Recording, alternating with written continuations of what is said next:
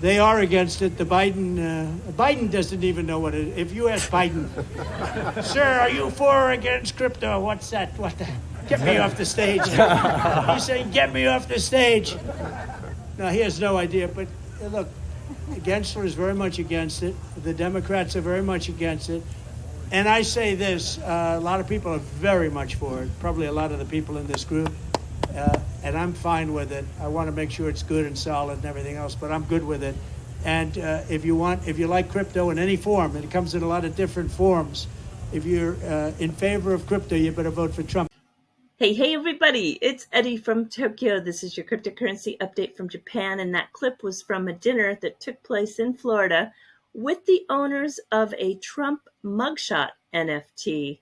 It's quite interesting to see he has taken a position on crypto. You're looking at the top 200 by market cap, and it's looking a little weak today. Bitcoin is trading currently in the 61,000 range. And so for this video, we've got a very rare clip from the Ripple chairman, Chris Larsen, and it's an interview that just took place 3 weeks ago. Also, some of the latest updates that are going to impact XRP, the stablecoin market, Flare, and yeah, always a few surprises. Come on, let's go.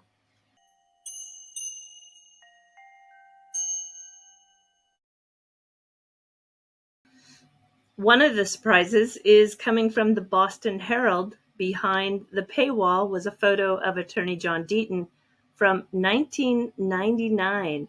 And what he recently did is took a flight south to visit the United States border. What he said was to truly understand the root causes of immigration issues that have sparked contentious debates in both Washington and Massachusetts. He was in Yuma, Arizona, and this photograph was taken at the air station in Yuma in 1999 after a drug bust involving a Lance Corporal. Deaton was at the time a top prosecutor at the base. The photo is courtesy of the John Deaton campaign. Let's hear that clip from Chris Larsen where he's talking about the city that he loves so much, San Francisco. And I'm really rooting for the return of something that reflects the special city it once was. I mean, I'm 1,000% optimistic. I mean, this is the story of San Francisco, the boom bust, the rebirth. That's part of the creative process, right? So we're kind of setting up for something. I don't know what it is exactly, but I know it's going to be exciting as hell. The flip side of every, kind of bust, the bust might be commercial real estate downtown. Okay, bad for real estate investors. That's good news for like any new business that wants to start or any new retail idea or entertainment idea or housing idea. It's just laying the field for all the creativity that exists here, which will just, it will just rush in and you'll wake up one day and it'll be like, we'll be at the height of the boom again, right? So these things happen pretty quickly. It's a small city. It doesn't take much really to change the equation. And then throw in something like AI. We have to recognize the AI thing kind of overnight. It just exploded. It's all right here. The tens of billions that are going into that. Not just on the development of it, but maybe on the safety rails of it.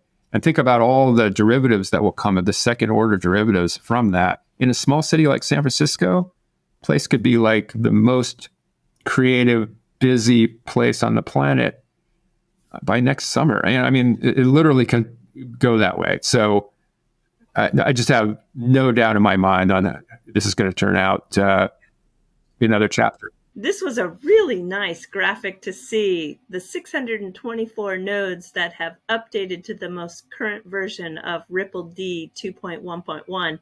They are the backbone of the XRP ledger. And just one out here all by itself is still running a very old version.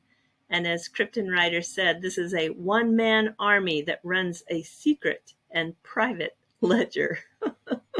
That's funny. Congratulations to Panos and the Anodos team. They are incredibly honored to be a validator now. This is one of the voting validators, a unique node list that places them among the top 35 entrusted to participate in the consensus process for amendments. Look at this. Jeremy Hogan tells us that finally the Ripple versus SEC briefs are finished. He thinks that the SEC went out with a whimper. It didn't even try to attack the ODL sales, just noting that Ripple was trying to relitigate the issue, which it is, and it brought nothing new on damages. So now we're just waiting for the judge. Sherry, who has been fantastic for these past couple of years, keeping us up to date and giving us her analysis, tells us that now all that's left to deal with is Judge Netburn's ruling on the motion to strike, Judge Torres ruling on remedies, and then lastly comes the final judgment from Torres. I think I heard Jeremy Hogan say that he expects that ruling to come sometime between July and September. We're not totally out of the clear. If you've been following attorney Bill Morgan's feed, you can see that he is concerned about ODL. It's a big issue, and he's been constantly posting that fact over the last 3 years because the judge is not carving out ODL. And he puts a stress on the adjective will be granted that extends to ODL sales. And so in his view, and he hopes he's wrong, that the injunction will be granted that extends to ODL sales, and then Ripple will have to appeal.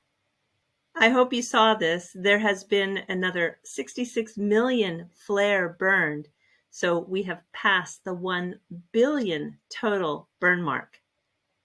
Flare continues to burn the fees and unclaimed rewards. So all of us who are hanging on to those rewards, staking or delegating, this is really great news. And just a few hours ago, Hugo was thinking about the F assets, and it's a much safer system, as it should be, he said. F assets, this is all about a secured bridge. So it's designed so that if something goes wrong, the platform will sell the security, stable coins, and Flare to pay back the F asset holders.